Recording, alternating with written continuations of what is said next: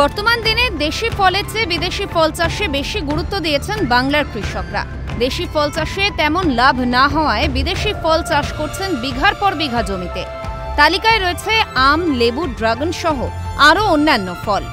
এদের মাঝে বেশি গুরুত্ব পেয়েছে আম।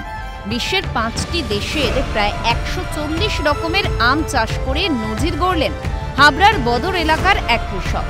প্রায় 16 বিঘা জমিতে চাষ করেছেন মফিজুল নামের ওই কৃষক। দেশীয় যে আমগুলো ল্যাংড়া, হিমসাগর, আমলপালি বা গোলাপ খাস, বোম্বাই, এই আমগুলো আপনারা খেয়াল করবেন, 1 বছর হয়, 1 বছর হয় না, 2 বছরে একবার হয়।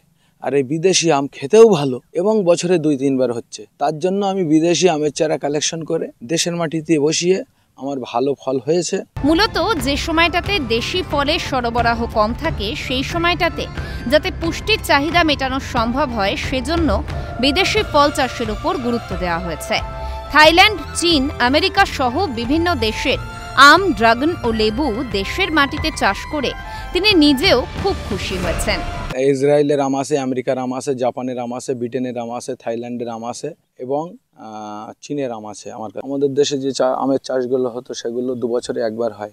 আমি দেখেছি 1 বছর হয়, 1 বছর হয় না। আর বিদেশি আমগুলো বছরে 2-3 বার হচ্ছে। নিজের জমি না থাকলেও অন্যের জমি লিজে নিয়ে তিনি দীর্ঘদিন ধরেই নাকি চাষ করছেন। ভালো ফলনের পাশাপাশি বিক্রিতেও ভালো লাভ হয় বলে জানান তিনি। বিভিন্ন প্রান্তের ব্যবসায়ীরা তার কাছ থেকে আম নিয়ে যান বিক্রি করার জন্য। এই 16.5 বিঘা জায়গাটা আমার নিজস্ব জায়গা নয়, এটা লিজ নেওয়া জায়গা। আমি 20 বছরের লিজ নিয়ে এই চাষটা শুরু করেছি।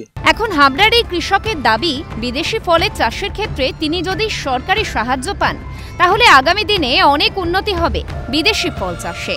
মাল্টা 1 এবং ড্রাগন সহ বিভিন্ন প্রজাতির কিন্তু ফল চাষ করে নজির সৃষ্টি করেছে সে। দেশের আমের থেকে বিদেশের এই প্রজাতির আম চাষ করে লাভ বেশি, এমনটাই জানাচ্ছে আমাদের ক্যামেরার সামনে। হাবড়া থেকে দেবকুমার দে, ক্যালকাটা নিউজ।